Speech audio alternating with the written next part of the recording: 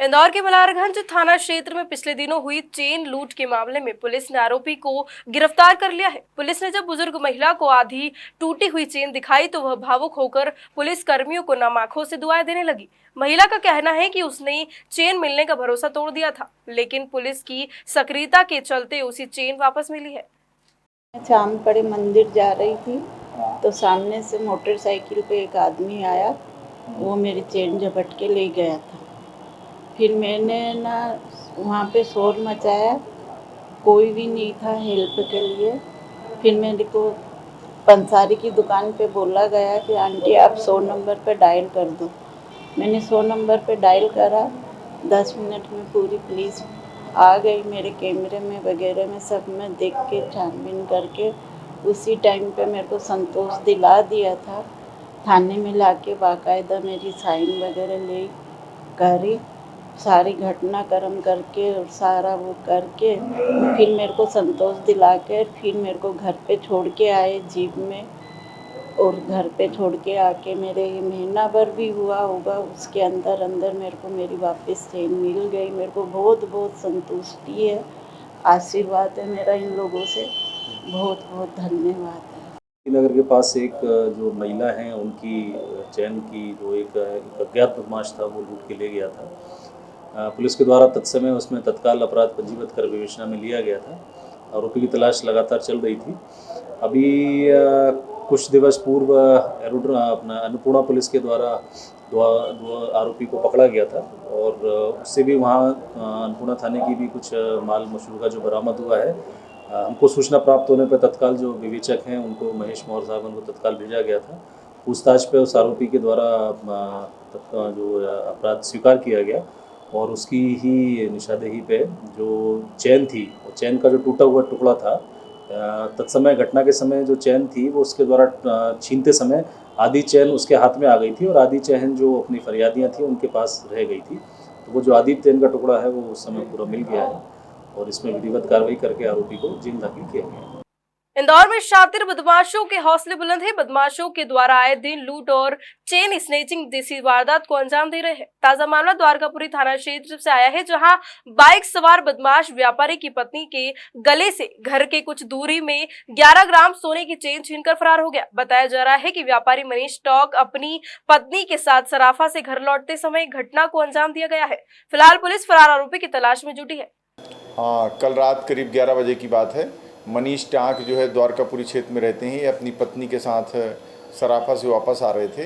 तो जैसे ही अपने घर के पास पहुँचे उस गली में, तो शराब दुकान जो अंग्रेजी शराब दुकान है उसके पीछे वाली गली में पीछे से मोटरसाइकिल में दो लोग आए और चलती गाड़ी से ही चैन खींच करके चले गए। जैसे उसकी पत्नी को पता लगा तो उसने बोला कि मेरी चैन लगता खिंच गई, तो वो लोग पीछा भी किए कुछ दूर तक, लेकिन ये इधर फूटी कोठी के आगे निकल गए तो मिल नहीं पाए हैं। प्रकरण में मुकदमा कायम करके और उसकी जांच विवेचना की जा रही है। हाँ, तो करीब 11 तोला की है जिसमें लेकिन काले मोती भी हैं। हाँ, 11 ग्राम की है, तोले की नहीं, 11 ग्राम की है। सीसीटीवी में फुटेज तलाशने के लिए टीम लगी हुई है। चूँकि कल रात ज़्यादा हो गई थी इसलिए रात्रि में फुटेज नहीं मिल पाए थे। अभी हमारी टीम लगी हुई है, अब देखिए शाम तक क्या डेवलपमेंट होता है।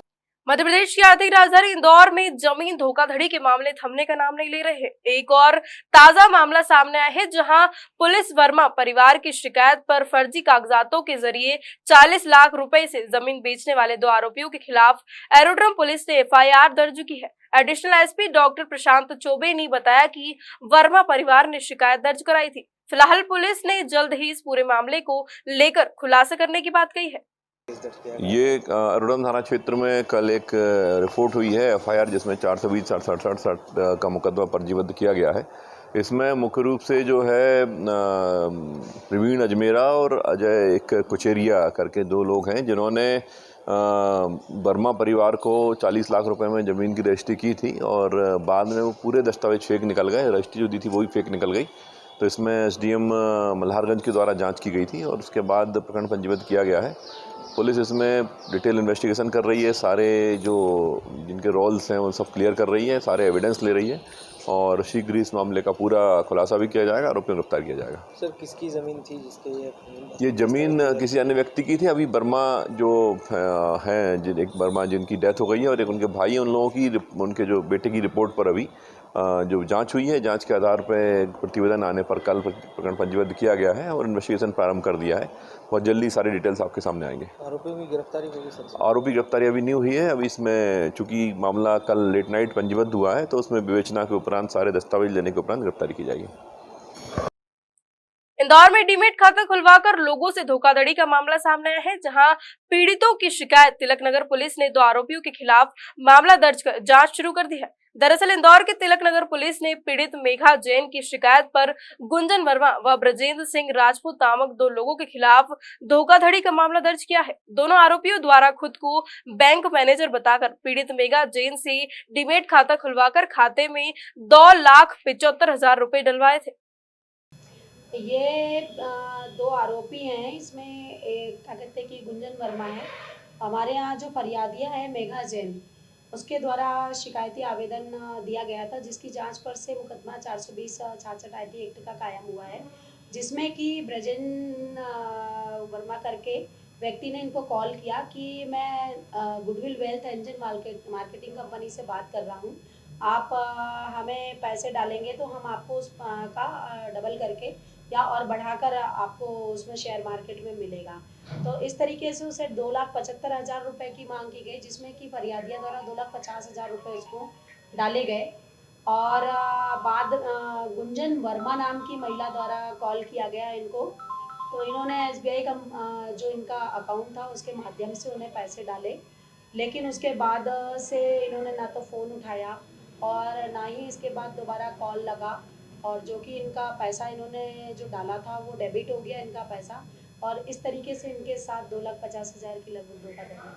आरोपियों को कहाँ के रहने वाले हैं? आरोपी एक तो गुना का इसमें एड्रेस जो मोबाइल नंबर आए थे वो बाहर के हैं, एक आपका गुना का आया है और दूसरे का भी पता किया जा रहा है, जिसमें कि जो मोबाइल नंबर्स हैं उनसे उनके एड्रेस वेरीफाई करके उनके खिलाफ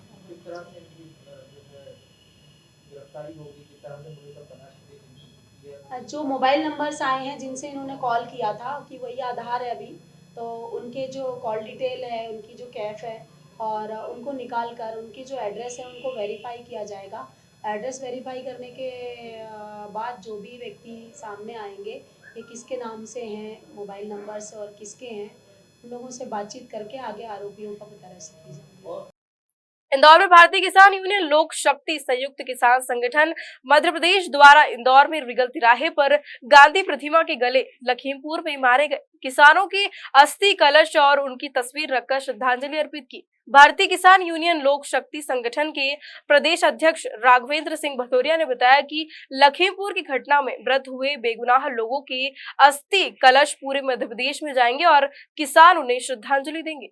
पहले हमारे लखीमपुर में जो किसान शहीद हुए हैं उनका अर्थी कलश और उनके फ़ोटो यहाँ अभिनंदन करने के लिए आए, उनका स्वागत करने के लिए।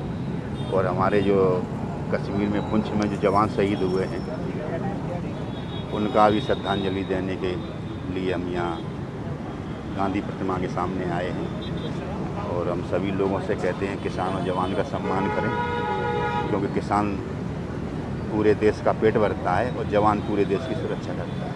और किसान से जुड़ा हुआ ही जवान है, अलग नहीं। मैं इसीलिए इन दोनों का सम्मान करने आज गांधी प्रतिमा पे आया हूँ। और उनका क्या कारण है कि इतने समय से किसान आंदोलन चल रहा है, लंबा समय हो गया, लेकिन किसान जुड़ नहीं पा रहे हैं? किसान कुछ जुड़ रहे हैं, अब जुड़ने के लिए कुछ घर पे हैं, जुड़े सब हैं, कोई अलग नहीं है। किसान सब जुड़े, मन की भावना है वो तो जुड़ी हैं। आदमी शरीर से नहीं, मन की भावना किसान के अंदर जुड़ चुकी है। और किसान का सम्मान नहीं किया तो आगे फिर दिक्कत आएगी। आज 70 सालों से किसान वही हैं जो पहले जहाँ था वहीं आज खड़ा है। देश कभी आज़ाद न तब हुआ, आज भी आज़ाद नहीं है देश। तो गरीब आदमी आज़ाद नहीं हुआ, पैसे वाले आज़ाद हैं। भारतीय किसान लोक शक्ति जो यूनियन है आपकी, आगामी समय में चुनाव भी होने वाले हैं, तो क्या कुछ भूमिका रहेगी क्या चुनाव में? अब वो जो भी हमारे राष्ट्रीय अध्यक्षों का निर्देश होगा उसका पालन किया जाएगा, सभी किसान उसका पालन करेंगे। लखीमपुर में जो घटना हुई है, ऐसी घटनाओं को रोकने के लिए आप किसी तरह का कोई आंदोलन या कुछ करेंगे क्या आगे और कुछ? हाँ, धीरे धीरे आंदोलन बढ़ेगा। ये कलश हमारे पूरे मध्य प्रदेश में घूमेंगे। जहाँ ज़िले हैं वहाँ सबसे पहले ये गुरुद्वारा में जाएंगे और गुरुद्वारा से सारे मध्य प्रदेश में जो भी हमारे ज़िले में जो कार्यक्रम होंगे वहाँ इनको सभी को श्रद्धांजलि दी जाएगी और सभी लोग श्रद्धांजलि देने कलश के लिए। कहाँ से आए हैं और क्या इनका आगे का प्रोग्राम है? ये कलश हर प्रदेश में बने हैं और उसके साथ हर प्रदेश में ही कलश चल रहा है। जितने भी 34 संगठन हैं हमारे किसान यूनियन के, सब अपना अपना संगठन चला रहे ये हैं। इंदौर के बाद कहाँ कहाँ जाएंगे? इंदौर के किस बाद तरह से रैली रहेगी? इंदौर के बाद हम भोपाल जाएंगे। भोपाल। अभी हम वरिष्ठ पदाधिकारियों से चर्चा करके अभी इंदौर के गुरुद्वारों पर हम इनको ले जाएंगे इनके गुरु के दर्शन कराने के लिए। उसके बाद कार्यक्रम आगे बढ़ेगा। आपका परिचय? रावेंद्र सिंह, प्रदेश अध्यक्ष रावेंद्र सिंह भदौरिया, भारतीय किसान यूनियन लोक शक्ति मध्य प्रदेश।